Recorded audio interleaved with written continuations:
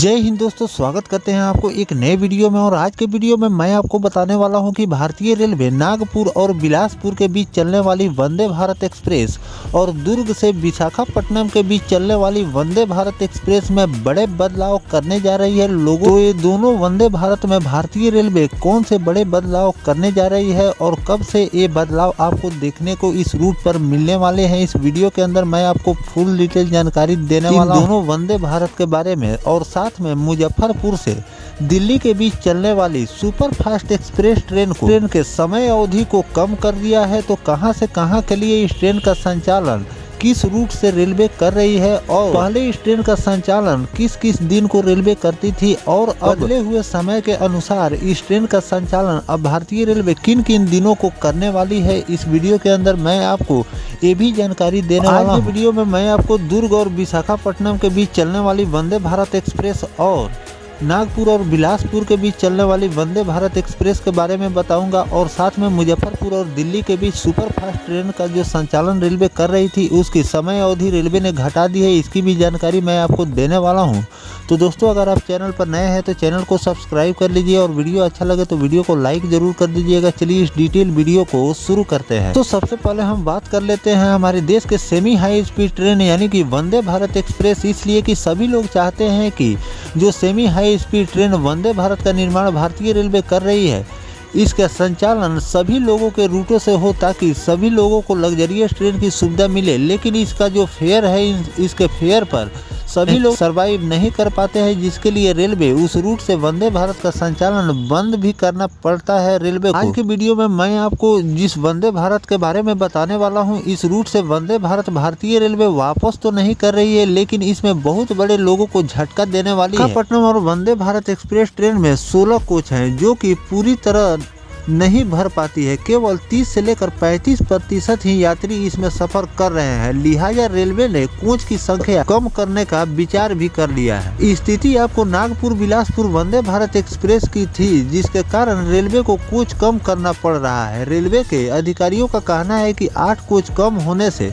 Vande Bharat express को पर्याप्त संख्या में यात्री मिलना शुरू हो जाएंगे। कोच कम करने के लिए मुख्यालय को पत्र भी भेज दिया गया है। वंदे भारत ट्रेन में रूट और अपेक्षित यात्रियों की संख्या के आधार पर 8 या 16 या 20 कोच हो सकते हैं। 8 कोच वाली रेक बेहतर हो सकती है।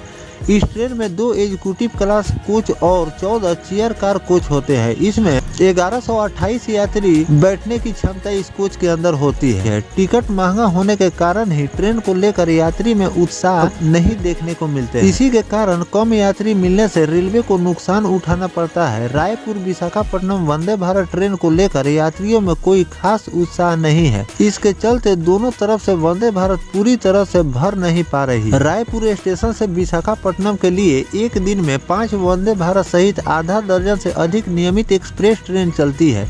इसमें समता एक्सप्रेस में एसी व स्लीपर में वेटिंग है, जबकि रायपुर विशाखापट्टनम वंदे भारत एक्सप्रेस सीट उपलब्ध है। यही स्थिति अन्य ट्रेनों में भी है। रेलवे जोन के सूत्रों ने बताया कि रायपुर विशाखापट्टनम वंदे भारत एक्सप्रेस सीट लगातार खाली होने की समीक्षा की जा रही है। जनवरी तक इसे देखने के बाद रेलवे बोर्ड कोच कम करने के बारे में फैसला ले सकती है। अब मैं आपको बता देता हूं कि इस रूट पर जो वंदे भारत का संचालन रेलवे करती है उसमें आपको फेयर कितने लगते हैं। तो एग्जीक्यूटिव क्लास ब्रेकफास्ट, चाय और लंच के साथ आपको फेयर 2825 रुपए पे करने होते हैं। एग्जीक्यूटिव क्लास में बिना नाश्ते के किराए 2410 रुपया है। चेयर कार की अगर हम बात करें तो ब्रेकफास्ट, चाय और लंच के साथ किराया आपको 1565 रुपए लगते हैं और चेयर कार में बिना नाश्ता और पानी के किराया 1205 रुपए आपको पे करने पड़ते हैं। तो दोस्तों, इस जानकारी में भी जैसे मैंने आपको पहले भी वीडियो में बता दिए हैं कि वंदे भारत का संचालन रेलवे जिस रूट पर कर रही है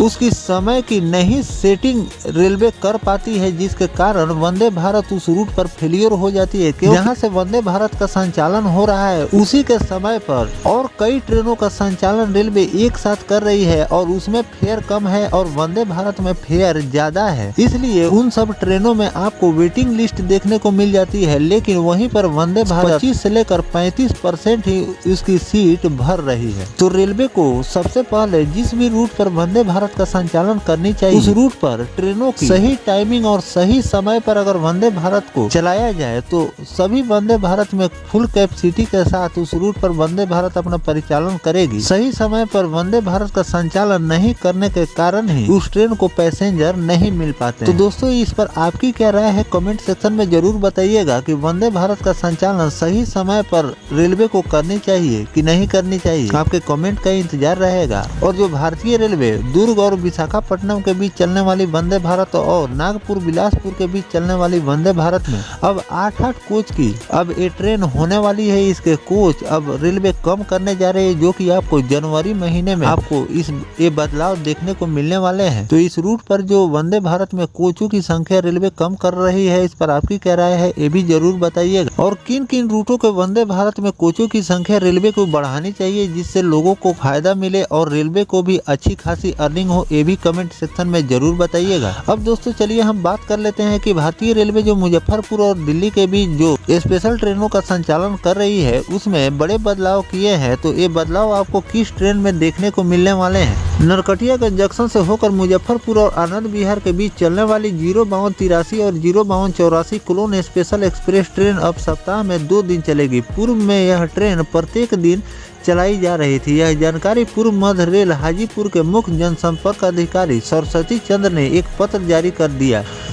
पत्र में बताया गया कि तकनीकी कारणों की वजह से अप ट्रेनों के लिए 31 दिसंबर और डाउन ट्रेनों के लिए 1 जनवरी 2025 तक यह नई व्यवस्था की गई है। उन्होंने बताया कि मुजफ्फरपुर से आनंद विहार जाने वाली क्लोन स्पेशल ट्रेन 14 दिसंबर से 31 दिसंबर तक सप्ताह में मंगलवार और शुक्रवार को परिचालित होगी, जबकि आनंद विहार से मुजफ्फरपुर जाने वाली 05284 स्पेशल ट्रेन का परिचालन 15 दिसंबर से 1 जनवरी तक बुधवार और शनिवार को किया जाएगा। इस ट्रेन के चलने से सप्तक्रांति एक्सप्रेस में होने वाली भीड़ यात्रियों को राहत देती है। यह ट्रेन मुजफ्फरपुर से बेतिया नरकटियागंज बगहा गोरखपुर होते हुए आवागमन करती। तो दोस्तों मैंने जिस ट्रेन के बारे में बताया है ये ट्रेन सप्तक्रांति सुपरफास्ट एक्सप्रेस जो कि प्रतिदिन 11:35 पर मुजफ्फरपुर से खुलती है और आनंद विहार टर्मिनल के लिए चलाई जाती है। उस ट्रेन में आपको हमेशा भीड़ और मारामारी देखने को मिलता है। इस भीड़ को देखते हुए भारतीय रेलवे ने इस ट्रेन के